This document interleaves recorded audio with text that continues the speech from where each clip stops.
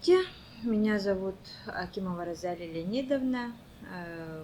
Я на сегодняшний день являюсь заместителем начальника отдела опеки и попечительства города Якутска. Но до этого долгое время, многие ребята, наверное, меня знают, долгое время я работала главным специалистом в отделе опеки и попечительства по вопросам обеспечения жилыми помещениями детей-сирот и детей, оставшихся без попечения родителей.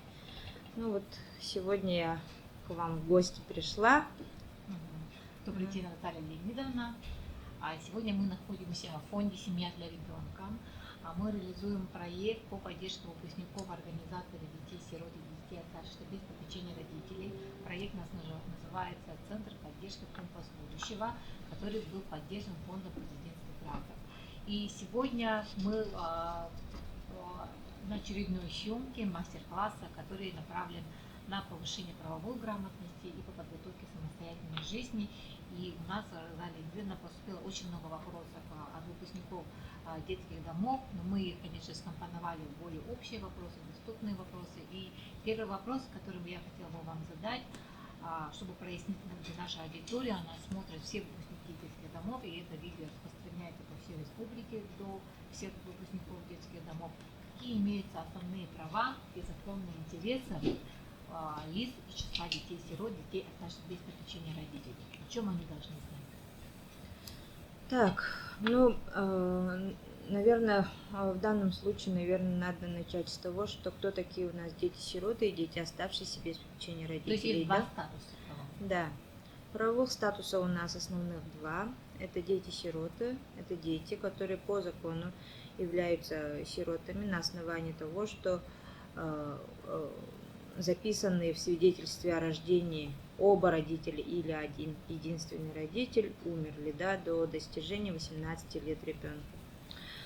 Потом вторая категория у нас это дети, оставшиеся без попечения родителей. Ими являются у нас ребята, у которых до 18 лет, кроме того, что умерли, возможно, второй родитель, либо единственный родитель лишен либо ограничен в родительских правах. Кроме того, к данной категории у нас относятся дети, у которых родители лишены недееспособности, то есть они решением суда признаны ограничены, либо полностью недееспособными, по состоянию здоровья, как у нас обычно бывает. Потом есть у нас семьи, в которых родители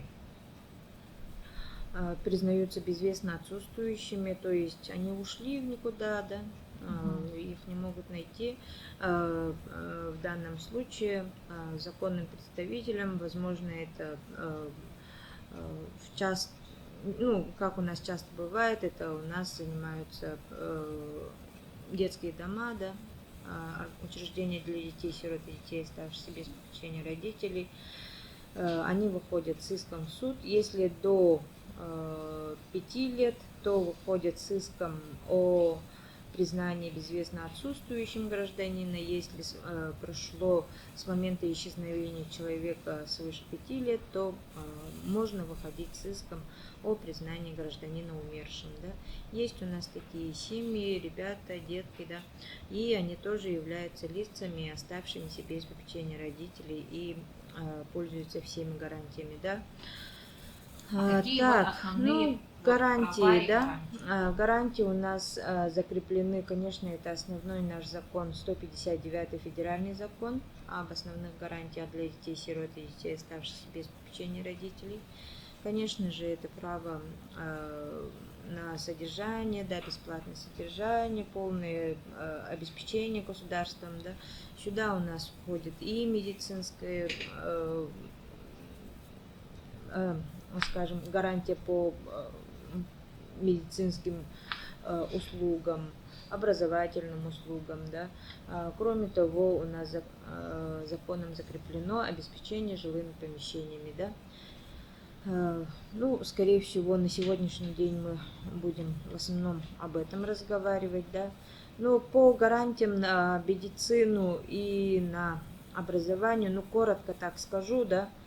Мы можем чуть-чуть на них Да, да, не остановиться. будем, Они немножко да, специфичны. они, да, немножко специфичные и полноценно, ну, говорить о том, что полноценно они делаются, да, осуществляются отделами опеки, мы не можем, да. Почему? Потому что там уже специализированные учреждения, специалисты определенные, да. Но общий Поэтому, ориентир ну, мы можем общий дать, что ориентир, они имеют. да, конечно, они имеются. Медицинское, как и образовательное, у нас эти оба гарантия, да, как говорится, они всегда рядышком, они практически идентичные, да, основания предоставления данной гарантии. В том плане, что они предоставляются детям на период до 18 лет, это безукоризненно, да, даже по тем ребятам, которые после 9 класса поступили в учебные заведения, они обязаны проходить диспансеризацию, да, вот когда обучаются в образовательных учреждениях, да, получают специальность. Кроме того, даже по тем ребятам, которые обучаются в высших учебных заведениях, также вот медицинское и санаторно-курортное, если ребенок у нас обучается на бюджете, по бюджетной программе, он обязан получить все эти гарантии по назначению, там в основном по уставу образовательного учреждения, да. Так, ну вот по ним в принципе таких каких-то обычно не бывает сильных таких проволочек. Почему? Потому что это у нас идет как обязательное программное мероприятие, да, учреждение. Ну, давайте перейдем, наверное, уже к тому, что да. Этот видеоурок у нас еще проходит по запросу наших выпускников, потому что они говорят о том, что если вы делаете короткие видеоролики, видеоинтервью, нам будет более понятно. Поэтому мы решили вот на такой формат. И вопрос, вот, который поступил тоже от выпускников, какие документы мы должны иметь на руках уже при выходе из детского дома. Потому что выходят из детского дома разного возраста дети, поэтому не только 18 лет. Этот возраст, к сожалению, наступает и пораньше, потому что, может быть, и так случилось, да, что в базе 9 класса ребенок получает среднее общее образование, то есть среднее образование и поступает в учебное заведение. То есть законным представителем здесь уже не директор детского дома, мы правильно понимаем, да, а становится уже директор этого образовательного учреждения. И, да? Нет. Тут, наверное, уже немножко такое разрозненные обстоятельства идут, да. До 18 лет в любом случае законным представителем может быть только учреждение для детей-сирот и детей, оставшихся без попечения родителей. Образовательные учреждения, они не несут вот той, скажем, нагрузки, да, не имеют тех полномочий, которые у нас имеют детские дома. Поэтому в любом случае законным представителем до 18 лет у нас остается детский дом, ввиду того, что ребенок несовершеннолетний, законные права и интересы полноценно исполняют у нас, остаются за детским домом.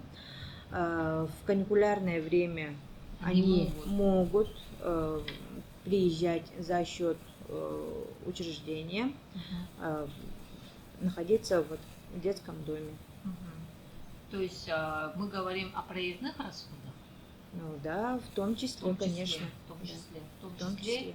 То есть до места проживания его должны обеспечить, да, в каникулярные дни. Хорошо. А какие же все-таки должны быть документы, если мы говорим про несовершеннолетних выпускников, если выпускник является, допустим, да, на базе 9 поступил в среднее учебное заведение, что он на руках имеет? Он на руках в любом случае должен иметь паспорт гражданина Российской Федерации. Это безукоризненно, да? Кроме того, в личном деле ребенка у нас должны быть оригиналы. Обязательно оригиналы. На это акцентируем в любом случае, да? Обращаем внимание. Оригинал свидетельства о рождении ребенка. оригинал того, что случилось с родителями, да, свидетельство о смерти, Либо постановление суда. Решение судов, да, о том или ином случае, да, о лишении, ограничении в родительских правах, о признании гражданина недееспособным, ограниченным дееспособным. Вот то, что я вот перечислила до этого, они должны быть в оригинале. Либо они должны быть заверены нотариально. Понятно, да? Потом обязательно должно быть СНИЛС, ИНН. Вот все те документы, да, которые у нас в обычном, скажем, у обычных граждан должны иметься, да, они должны быть вот в личном деле ребенка. Вот, кроме того, там книжка, да, банковский счет, вот, и все должно быть прозрачно, все должно быть, скажем, понятно. Вот открываешь, видишь, открываешь, видишь. Ага. Очень много вопросов у нас поступило, конечно же, по поводу материального обеспечения выпускников, о том, что какие пособия, стипендии, пенсии полагаются детям до 23 лет. Так, ну, финансовое обеспечение, конечно, у нас вопрос очень щепетильный, да, на сегодняшний день. Все хотят об этом знать. Но необходимо тут тоже, опять же, исходить из того, что какое положение имеет на момент выпуска ребенок, да. В любом случае, они единовременную выплату с учреждения получают, да, это по уставу учреждения. Потом, если ребенок у нас поступает на бюджет, ему полагается повышенная стипендия, да, единовременные выплаты на мягкий инвентарь, на учебные принадлежности, да. Это один раз в год, насколько я знаю, они вот выплачиваются. Потом проездные до места, скажем, проведения каникул, да. Это, ну, по выпускникам детских домов, конечно, понятно, что это по соглашению с детским домом, учреждение отрабатывает самостоятельно, да. Затем и один раз в год у них положено санаторно-курортное лечение. Если ребенок отчисляется из учебного заведения, соответственно, он больше не получает что? Да. Стипендию и все выплаты, они прекращаются после 18 лет. Если до 18 лет, ребенок возвращается в детский дом. И там, скажем, какие-то основные выплаты по, скажем, по потере кормильца, да, они могут быть, ну, они восстанавливаются, и на счет ребенка в любом случае до 18 лет начисляться, да. По образовательным выплатам, по стипендиям, они все прекращаются. Как выходит приказ учреждения об отчислении ребенка, все эти гарантии, к сожалению, да, прекращаются. В этом случае, допустим, у нас очень бывают случаи, когда выпускники после отчисления из учебных заведений идут в центр занятости населения и начинают, как говорится, уже искать работу. И большая часть, так как они не имеют или опыта, стажа работы, либо в отсутствии каких-то документов, о том, что они подтверждающие, да, о том, что они получили специальную профессию, они стоят на учете. Они стоят на учете безработных. И какой размер пособия им полагается, что они получают и насколько это удовлетворится? По размеру пособия я сразу скажу, точную цифру я не скажу. На сегодняшний день индексацию я, как говорится, еще не знаю, да. Но в любом случае это больше, насколько... Ну там, подождите, вот надо тоже немножко такую корректировку сделать, да.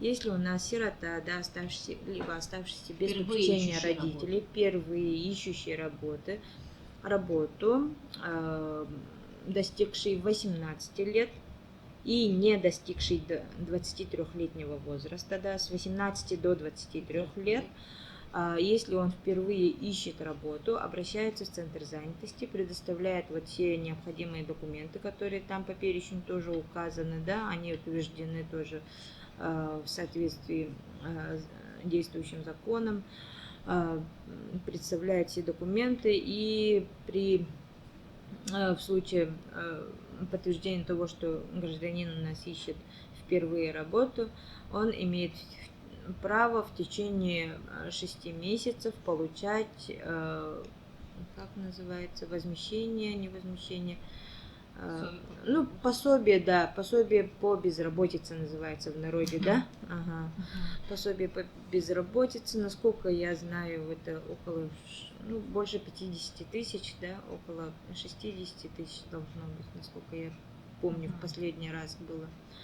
И эта гарантия И предоставляется это один раз в жизни в Надо течение понимать. 6 месяцев. Возраст, пожалуйста, учтите, от 18 до 23 лет. Там очень строго прямо по месяцам рассматривается. Бывали у нас случаи, да, к сожалению, когда ребята у нас ухитрялись, да, найти работу и не сообщать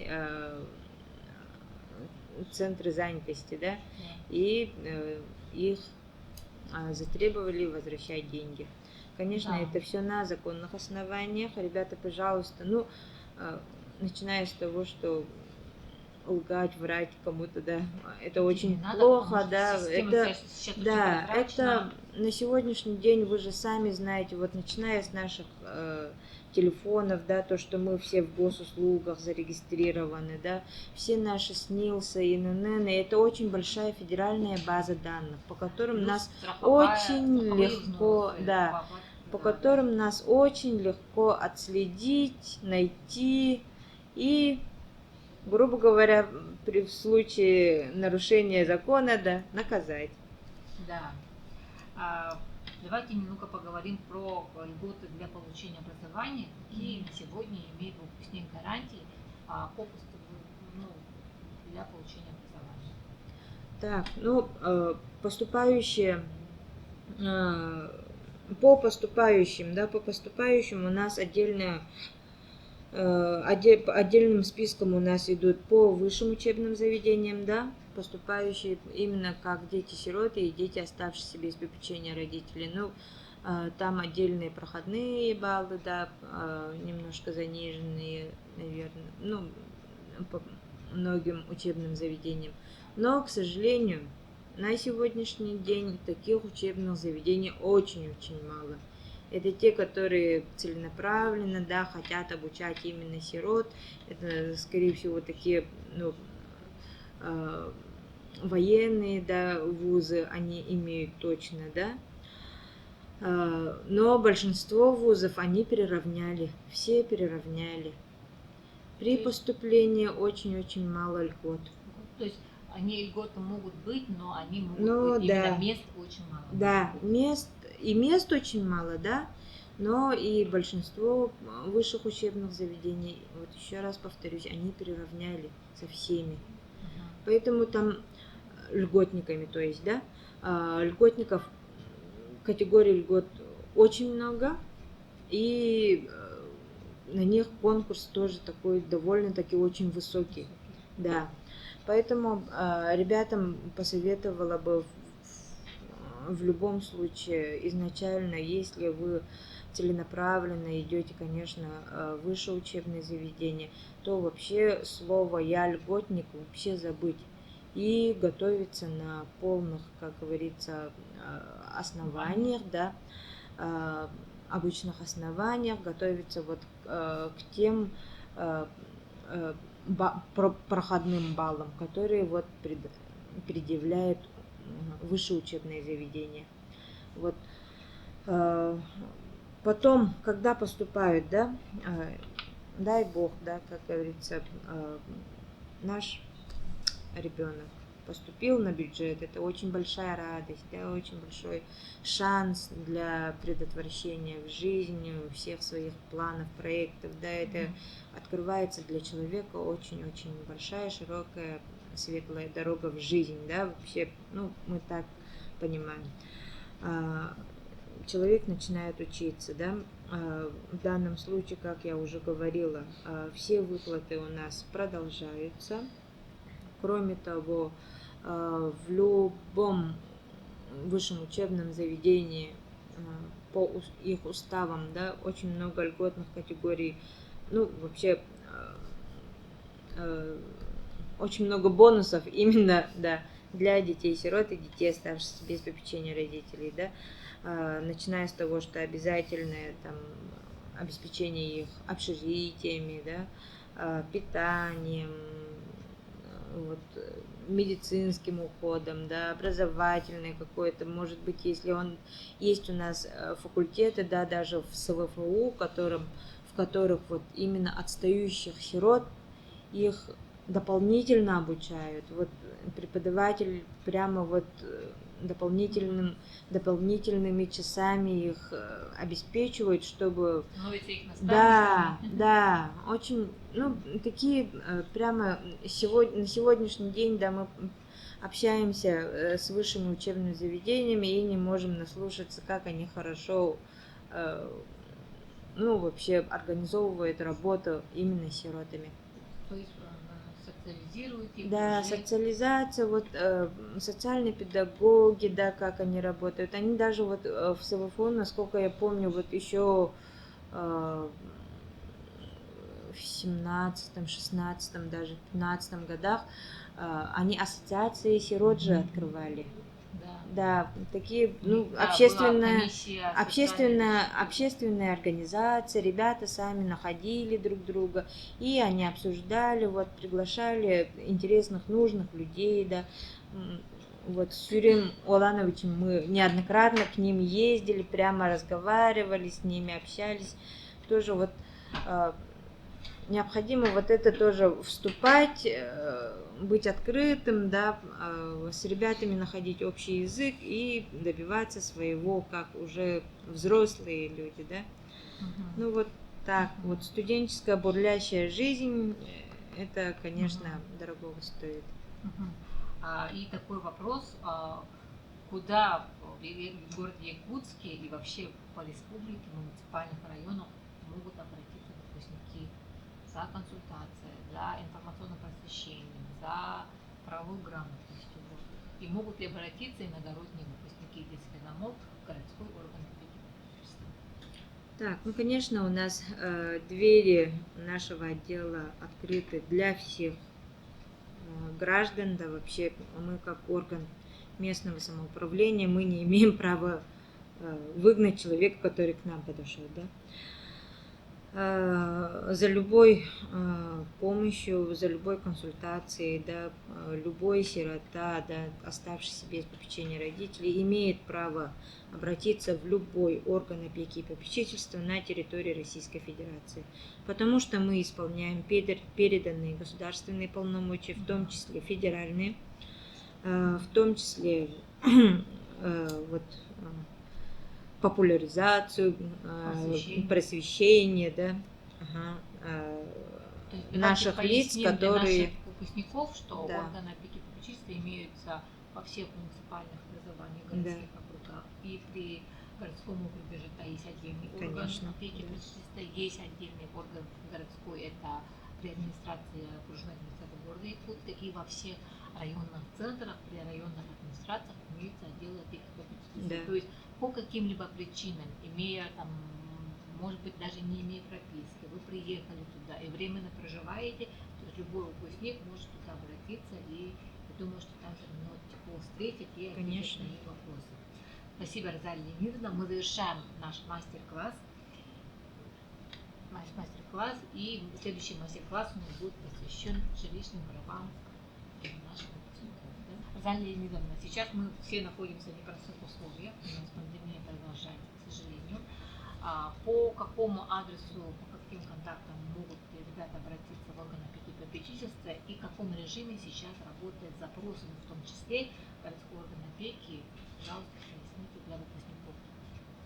Так, ну, ребята к нам физически, ну, уже как-то немножко послабления же на сегодняшний день какие-то все равно есть, да, по ограничению, да, коронавирусной инфекции. Но в любом случае, если вы подошли, да, подходите к нам, да, хотите подойти, получить вот тет-а-тет консультацию, да, поговорить со специалистами отдела опеки и попечительства, добро пожаловать к нам в отдел. Мы находимся на сегодняшний день в городе Якутске, в 203 микрорайоне, в 8 корпусе. Там у нас отдельный вход с торца, со стороны магазинов. Ну, конечно, мы все современные люди, да, понимаем то, что на сегодняшний день нам нелегко выкроить время, да, чтобы ходить по инстанциям, по конторам, да. В любой момент, в любое время наши ребята могут обратиться к нам электронно, по электронной почте, направить свое обращение, да. У нас электронный адрес opeka-ekt@mail.ru. Сюда можете обратиться на имя начальника отдела опеки и попечительства, да, фамилия, имя, отчество, начальник, пожалуйста, запомните. Сегодня это у нас Максимова Оксана Алексеевна, человек тоже с очень большим сердцем, с большим опытом работы, который, ну, если у нас поступает обращение, мы их без внимания не оставляем. Это у нас регламентируется, опять же, конечно, федеральным законом, да, начиная с этого, да, ну, заканчивая с тем, что в любом случае на все обращения, на все вопросы мы стараемся в ускоренном порядке дать ответ, связаться с ребятами, да, и определенные специалисты на вас выйдут. Ну, вся контактная информация у нас будет внизу ролика, поэтому, ребята, будьте внимательны, и мы делаем все для того, чтобы вся информация была открыта и прозрачна. Спасибо, Русалия Леонидовна. Спасибо. И какой призыв вы бы хотели сейчас сказать выпускникам? Так, ну так как мы сейчас рассматривали вопросы образования, да, хотелось бы, конечно, всем ребятам сказать, что на сегодняшний день у нас вообще жизнь, современная жизнь, да, она быстротечная, очень высокоскоростная, да. Конечно, ребятам надо иметь хоть какое-то образование, хоть среднее, хоть высшее, да, по своему усмотрению, по своей, скажем, возможностям. Просто необходимо иметь образование. Надо быть образованным человеком, надо уметь пользоваться всеми благами, которые вот предоставляет наша сегодняшняя жизнь, да. У нас на сегодняшний день вообще жизнь у нас вообще очень прекрасная, хорошая, да, если есть возможности, если есть желание, сейчас очень многого можно добиться, достичь, Все да. зависит от вас самих. Конечно, все зависит от ребят самих, это нельзя забывать, и желаю, чтобы у вас все мечты притворялись в жизнь, и здоровья, не болейте. До скорых встреч!